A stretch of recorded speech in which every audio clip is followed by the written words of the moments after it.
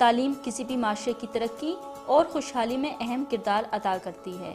معیاری تعلیم حاصل کرنا ہر شہری کا فرض ہے۔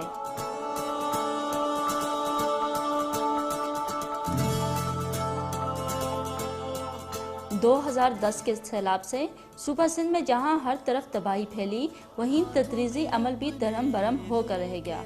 سیلاب بہت سے اسکولوں کو بہا کر لے گیا تو دوسری جانب اس سیلاب کی وجہ سے کئی اسکولوں کی عمارتوں کو بھی نقصان پہنچا۔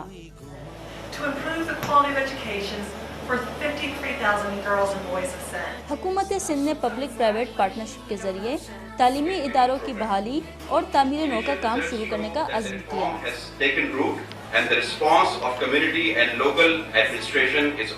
ایجوکیشن نمبر 1 پرائرٹی رکھی گئی ہے اس حکومت کی، اور جس کا فوکس بچہ ہے۔ جہاں بچہ زیادہ وہاں انویسٹمنٹ زیادہ، جہاں بچہ زیادہ وہاں اسکولوں میں کمرے بھی پہلے دیے جائیں گے، فرنیچر بھی پہلے دیا جائے گا، اور ڈسینڈنگ آرڈر آف انرولمنٹ کی بنیاد پر یوں چلتا چلا جائے گا۔ لہٰذا اب بچہ ہمارا فوکس ہے۔ 2013 میں گورنمنٹ آف سندھ اور امریکی ادارے USAID کے مابین اسکولوں کی تعمیر نو اور جدید نصابی تعلیم کو فروغ دینے کے لیے معاہدہ منظور ہوا۔ اس معاہدے کے تحت تعلیمی اداروں کی تعمیر نو کرنا تھا۔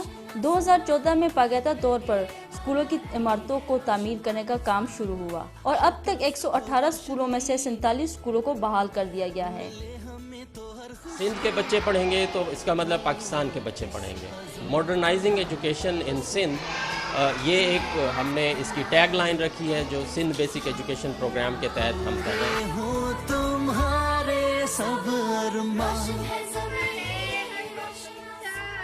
ان اسکولوں کی تعمیر اور بنیادی سہولیات پر حکومت سندھ کی جانب سے 10 ملین اور امریکی ادارے USAID کی جانب سے 159 ملین لاگت مختص کی گئی ہے۔ USAID کے بارے میں مجھے یہ چونا تو USAID وارن جی اساں مہربانی شکریہ ادا کیوں تا انہیں لکھ لکھ تھورا تو انہوں نے ایک سٹھو پروجیکٹ ڈنو جن کے تھرو اساں کے ایک سٹھی بلڈنگ مہیا کئی وئی ہے۔ یا بلڈنگ جگہ پرائیویٹ اسکولن کے بھیڑ میں پرائیویٹ اسکولن کی بھی اڑی بلڈنگ نہ ہے ماشاءاللہ، جے فیسلٹیوں اساں وٹ نہ ہویوں اگ میں اتنے کلاس ریگولر نہ ہلندا ہوا، wash rooms, science labs, computer lab یہ نہ پر USAID وارن کی طرف سے اساں کے ایڈی بڑی بلڈنگ ڈنی وئی ہے، ان کے کرے اساں class room, science lab, computer lab ہاں ایزیلی اساں ॿारनि खे ایکسپیریمنٹ کرائیں، ॿारनि खे समर कैंप کرائیں، ॿारनि खे ایکٹیویٹیز کرائیں، ڈرائنگ کمپٹیشن۔ اس پروجیکٹ میں شامل سندھ کے 9 اضلاع اور کراچی کے 5 ٹاؤن شامل ہیں۔ خیرپور اور سکھر کے دور دراز پسماندہ علاقوں میں واقع اسکول گورو کوٹ اور بستار وڈا کے شاندار عمارت دیکھ کر حکومت سندھ اور امریکی ادارے کے کاوشوں کو داد دیے بغیر نہیں رہ سکتے۔ اساں کچھ فائدو ضرور پیو ہے ॿारनि کی تعلیم کے حساب سے، ایکٹیویٹی ودیوں ہیں، ॿारनि जा ذہن वधनि था पिया ऐं ॿार शौक़ सां उन्हनि खे मुतवजह थी पढ़ाई में ध्यानु ॾियनि था पिया।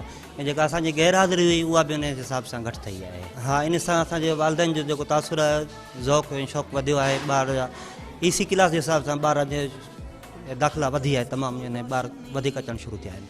असांखे तालीम सुठी मिलंदी आहे, हिते समर कैंप बि लॻंदी आहे ऐं हिते असांखे ॾाढो मज़ो ईंदो आहे। ऐं प्राइवेट स्कूलनि जी भेट में आहे, हिते साइंस लैब आहे, कंप्यूटर लैब आहे ऐं ॿी लाइब्रेरी आहे। ان اسکولوں میں تعلیمی یافتہ اساتذہ قوم کے معماروں کو بڑی محنت اور لگن سے پروان چڑھا رہے ہیں۔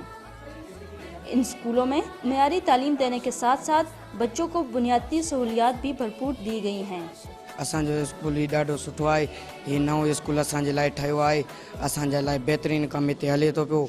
असांखे किताब हिते नवां था मिलनि, हिते तालीम भली थी मिले असांखे, हितां जा उस्ताद बि ॾाढा सुठा आहिनि। असां माशाल्लाह 2 फीमेल टीचर्स आहियूं ऐं असांखे IRC अपॉइंट कयो आहे ऐं मां इंग्लिश सब्जेक्ट पढ़ाईंदी आहियां हिते IRC जे तरफ़ खां। ऐं मूंखे तमामु घणी ख़ुशी आहे त मूंखे अहिड़े वॾे स्कूल में अपॉर्चुनिटी मिली आहे। وسیع و کشادہ کمرے اور کوریڈور، صاف ستھری عمارت، گرلز بوائز کے علیحدہ صاف واش رومز، کلاس میں بچوں کے سامان رکھنے کے lockers, solar system library, staff rooms, جدید لیبس جس میں سائنس کمپیوٹر لیب شامل ہیں۔ असां ॾाढो तमामु घणो सीखी विया आहियूं। असां मुख़्तलिफ़ एप्लीकेशन लिखंदा आहियूं। असां MS वर्ड, MS ऑफिस में कुझु लिखंदा आहियूं ऐं उहो वरी कंहिं ॿिए ॾे मोकिलींदा आहियूं। इंशाअल्लाह असां अॻिते बि ईअं कोशिशि कंदा रहंदासीं। थैंक्स, तव्हांजी महिरबानी। असां ॾाढा मुतमिन आहियूं जो असांखे ॿाराड़ी जे इलाइक़े में अहिड़ो स्कूल मिलियो ऐं उन में कंप्यूटर लैब, कंप्यूटर टीचर ऐं लैपटॉप मिलिया।